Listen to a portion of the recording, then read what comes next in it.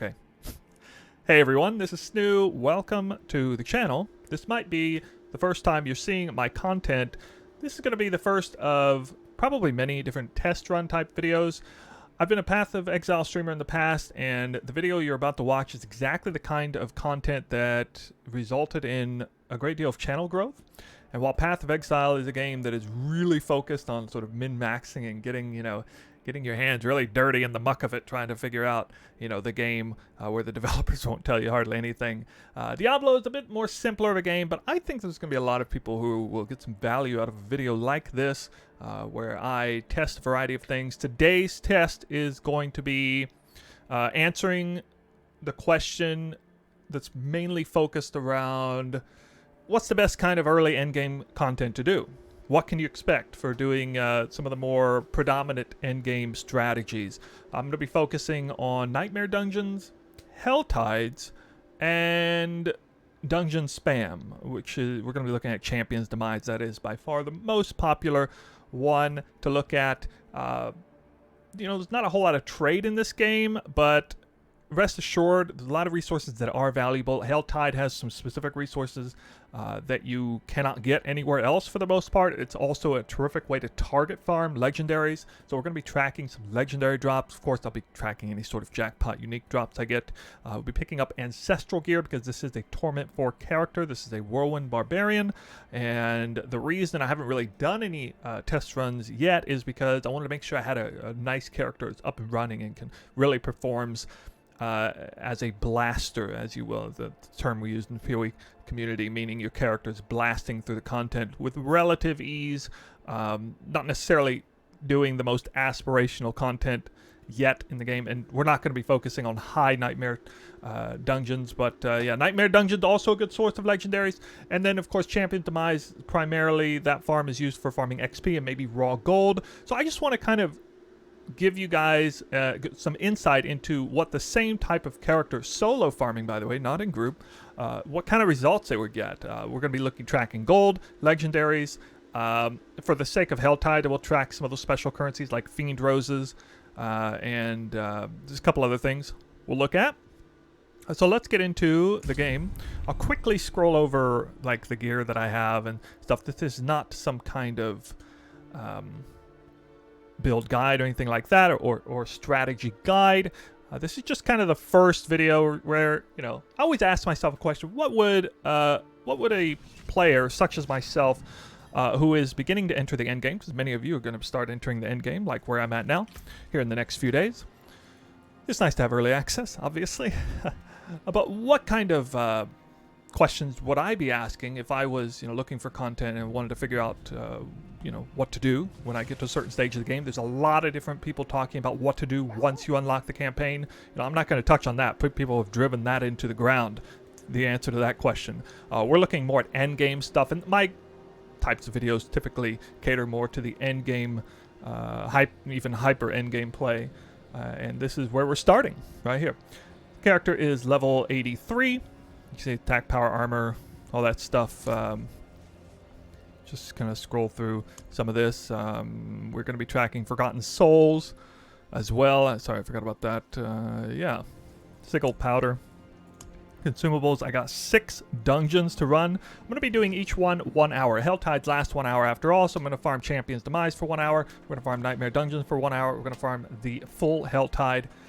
The best of my ability. Solo play only. Of course, I'll be, naturally grouping up with players in the Helltide occasionally. I'll be using weak precision elixirs. They're easy to craft. No real expense there. I'm not, I'm not going to say, oh, there's an investment cost of X gold because, of course I started with these sigils somewhere. The Nightmare sigils, they basically just come as you run the maps anyway. In my opinion, for the sake of Nightmare sigils, we're going to be running dungeons that are 3 to 6 levels higher than me. That's kind of the most efficient kind of dungeons you can run. You always want to try and do content that's 3 levels or more ahead of you if you can. For XP efficiency's sakes, you get bonus 25% XP per level, I believe, up to 75%. I believe that's how it works. So while the Helltides I'm forced to deal with monsters that are exactly my level, and Champion's Demise, they have to be exactly my level at level 83. The Nightmare dungeons are going to become with a slight advantage in that per monster, per kill, I'll be getting a little more XP.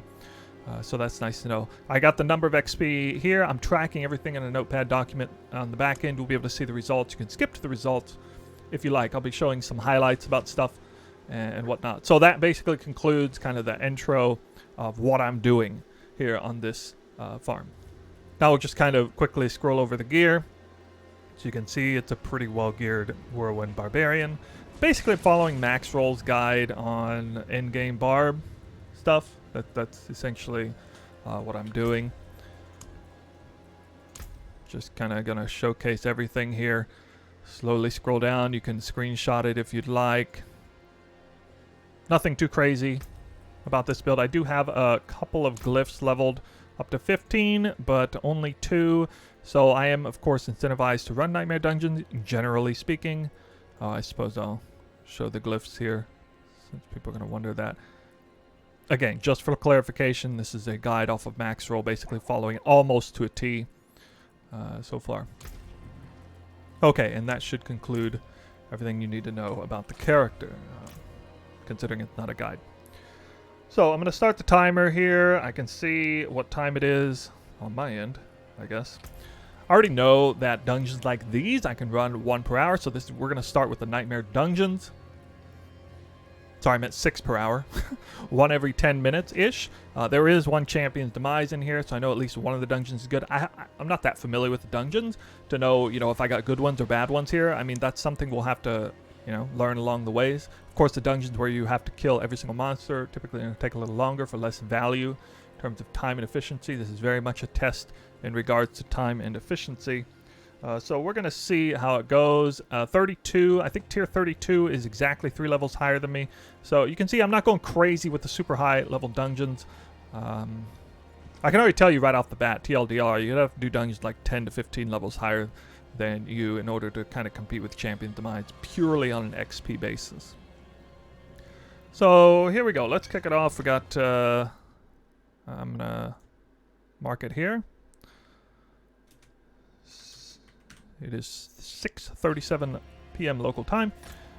And we're going to kick it off exactly the way I would. Okay, if you click tab immediately after doing that, you can open it up and see where I got to go to get there.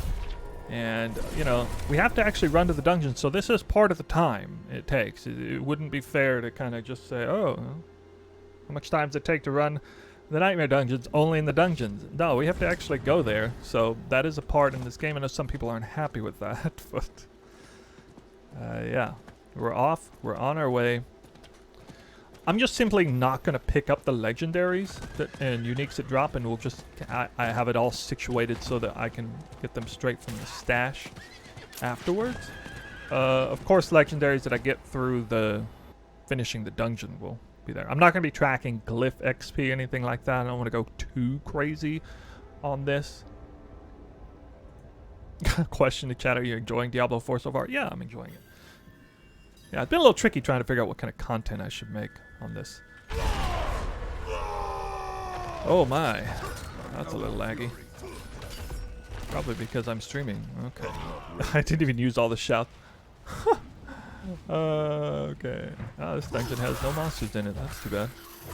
Every single dungeon is pretty easy. I don't run, it's not like I'm going to run every single mod that's in here.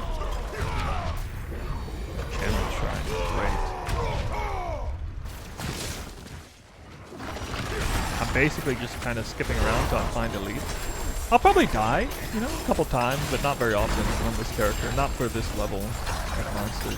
I will be picking up rare ancestral gear and of course the sickles themselves, and I might die right there because I was close to that. This modifier, you can see them over there. It's the one where the blood boils spawn. You just have to kind of off-screen them, or, with Whirlwind, I just kill them without even looking at them.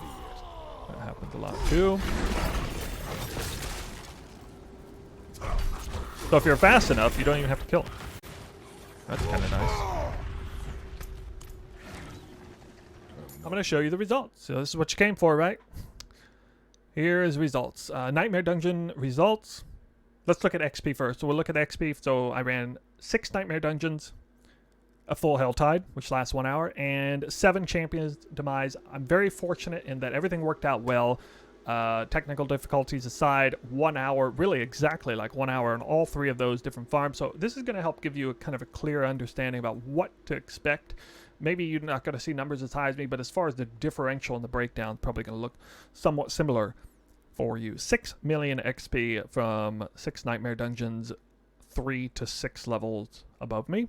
So making full use of the bonus XP there, but not going crazy, doing 10 or 15 levels higher, which I can do, by the way, but be a little bit slower. So I'm not exactly sure how that would shape up. Probably be better XP per hour if I did do higher.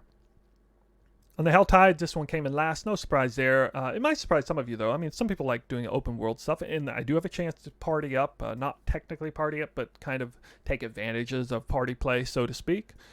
Which is this game is extremely friendly towards, especially when it comes to XP. So we're doing a lot of events in the Helltide, and yeah, I mean, I'm getting some XP, but it's definitely not nearly what the Nightmare Dungeons gives, or especially what Champions Demise gives. So this will be no surprise to you guys. Spam running dungeons at your same level, especially a really good dungeon that either hasn't been nerfed or Champions Demise just straight up non-exploit.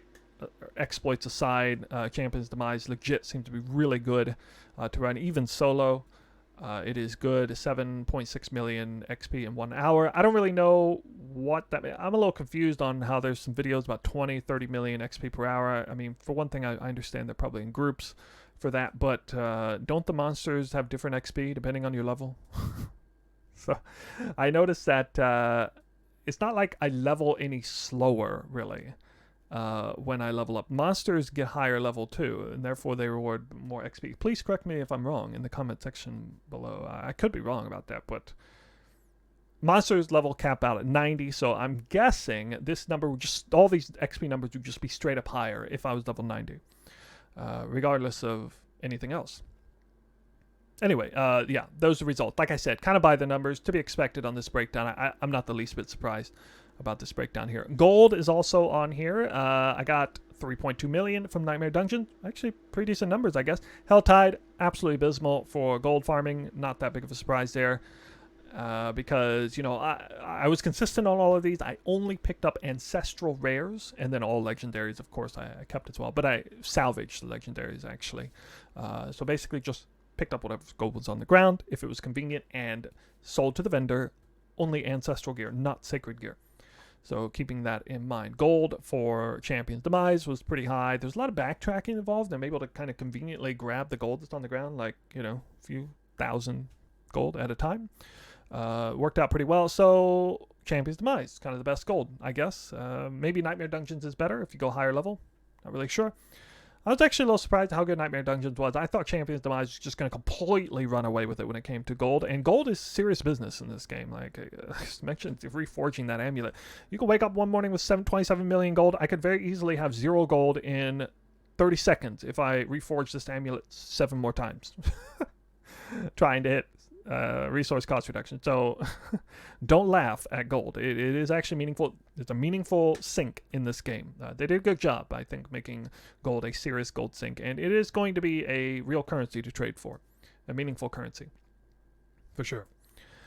So that's gold. And then we have legendary. So legendary tells an interesting story, I think. Starting with Nightmare Dungeons, to be expected. You're getting legendaries from the end of the dungeon reward, or unique potentially. And you're getting legendaries from monsters, not a big surprise, a very high level. And I didn't run any dungeons that have the magic find affix on it, by the way. We'll explore that at a later date. But yeah, I felt like there was no particularly good RNG with legendaries from what I saw for the Nightmare Dungeons. Helltides is an interesting one. Very deterministic in how many legendaries you can get, because you can keep opening the vault. If you happen to find the Vault of Mysteries, it's 3 to 5 legendaries that come out of each one of those. Usually you can get up to 4 because the box is all reset. There's only 2 that spawn in a Helltide, but the box is all reset after the top of the hour. Again, thank you, Valor Mage, for that big tip. I'm going to be coming out with a Helltide video later. Actually, probably the next video I come out with will be very focused on Helltide, because I've learned a lot doing Helltide, and I've got like hundreds of each of the bonus currencies from that, so I've definitely put my time in on there. I did a good job on this Helltide. I definitely did about as good as I could. I opened 4 Vaults of Mysteries, 1 of Boots. I opened 1 of Legs and 1 of Amulets. I think it was a total of 975 currencies used, of those little shards used. No deaths. I mean, yeah, I farmed 1,000 of those things and basically used all of them. Virtually all of them. So a job well done there. If you can do that kind of performance, Legendary is going to come out very high on there. So it's a great way to target farm Legendary, especially Legendary aspects that you want, for sure. As far as Champion's Demise, only 11 there. And to be honest, I thought I got kind of lucky with that. I did see the Butcher twice. I got 2 off of 1 Goblin. So that was 4 right there that you wouldn't necessarily see. And then they kept dropping, here and there anyway, which I guess was kind of normal. So I do feel like I got a little lucky, actually, with Legendary's Champion's Demise. I would expect to see the fewest number there, for sure. Legendaries still drop in there quite a bit, but I mean, as far as relative to the other really good ways to farm in-game and the kind of the pros of the other farming methods, Legendary is a bit weak on the Champion's Demise, and that might surprise some of you, as a matter of fact. Okay, as far as uniques, 0, 0, and 1 on the Nightmare Dungeons. And again, I mentioned earlier, I think uniques are probably best farmed through Nightmare Dungeon, end of dungeon rewards. If you're just saying to yourself, hey, I want to find some uniques, go farm Nightmare Dungeons, kill the boss. Surprisingly high chance of a unique being rewarded. It usually rewards like 1 sacred or ancestral legendary and 1 sacred or ancestral rare item, and then the legendary sometimes upgrades, I guess, into a unique item. That seems to be how it is. Something like that. As far as bonus, for the Nightmare Dungeons, I got 15 of them back. I ran 6, I got 15 back, so more than 2 per dungeon. And, I don't really understand anyone who complains about not getting enough dungeons to run. This is similar to map sustain in Path of Exile. I mean, as long as you can run at least 50% of the sigils that drop, you're going to completely self-sustain. Not a big deal at all. But even if for some reason you're lacking on the sustain, you do get a little bit of sigil powder anyway, I guess, through there. So I counted that plus 75, but it's kind of a negligible amount, to be honest. I went ahead and looked at it. But yeah, I can run at least 50% of the sigils that drop. I don't run like backstabbing or less damage taken to close enemies or less crit damage taken. There's a few that I really don't want to run. But I can technically run all of them. I think it's important to try to have a build that can run most of the affixes for that reason. So either people are just unable to run most of the sigils that drop, or something doesn't make sense to me why. Because I've seen some people complain about the sustain on them. Anyway, yeah. Helltide's bonus drops would be the Fiend Rose or Forgotten Soul. Very good here, 35 and 48 respectively. I felt like I got pretty good results there. So you need these currencies, and they're bind on account. You cannot trade for them. You're going to have to run some Helltides one way or another to upgrade your gear completely, to do endgame crafting on your ancestral gear. You're going to need those currencies.